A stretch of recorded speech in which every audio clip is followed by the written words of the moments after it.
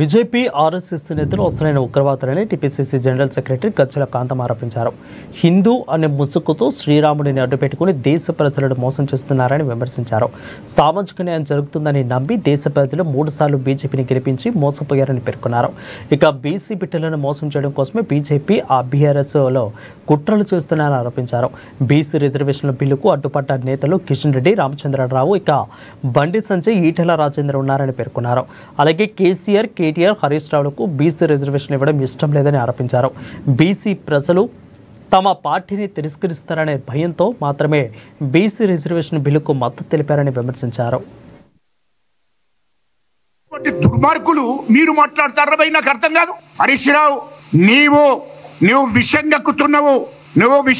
హరీష్ రావు, నీవు కేటీఆర్ విషం గక్కుతున్నారు. జాగ్రత్త.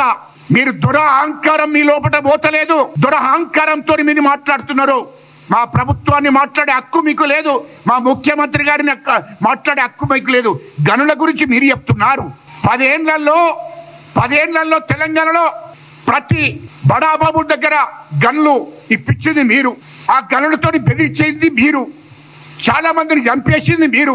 యువతకు రక్షణ లేకుండా, నిరుద్యోగులకు రక్షణ లేకుండా చేసింది మీరు 10 ఏళ్లలో. అటువంటిది హరీష్ రావు నువ్వు మాట్లాడుతున్నావా? మీ దోపిడీ గురించి తెలంగాణ ప్రజలందరికీ తెలిస్తే, మీకు సర్పంచులు కానీ, ఎంపీటీసీలు కానీ, జడ్పీటీసీలు కానీ ఇయ్యల్లో ఇక్కడ చివరికి వస్తే జూబ్లీ హిల్స్లో జరుగుతున్నటువంటి ఉప ఎన్నిక కూడా మీకు డిపాజిట్ కూడా దక్కాయి. గుర్తుపెట్టుకో. ఇయ్యల్లో మీరు డ్రగ్స్ అలవాటు చేస్తే, డ్రగ్స్, మందు, గంజాయిని తెలంగాణలో ఉన్నటువంటి యువత అందరికీ అలవాటు చేసిపోతే, మా ముఖ్యమంత్రి రేవంత్ రెడ్డి గారు వచ్చిన తర్వాత, మా కాంగ్రెస్ ప్రభుత్వం వచ్చిన తర్వాత మా ముఖ్యమంత్రి గారు మొత్తం డ్రగ్స్ లేకుండా, గంజాయి లేకుండా అసలు కట్టడి చేసి నిషేధం విధించి, ఎక్కడ డ్రగ్స్ అనే మాట వస్తే, గంజాయి అనే మాట వస్తే వెంటనే వాళ్ళని అరెస్ట్ చేయండి అని చెప్పి ఉక్కుపాదం మోపుతున్నాడు. గుర్తుపెట్టుకో హరీష్ రావు.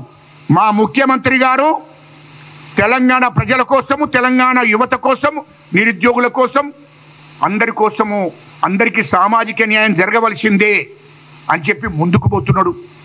అది తెలంగాణ ప్రజలందరికీ తెలిసే అటువంటి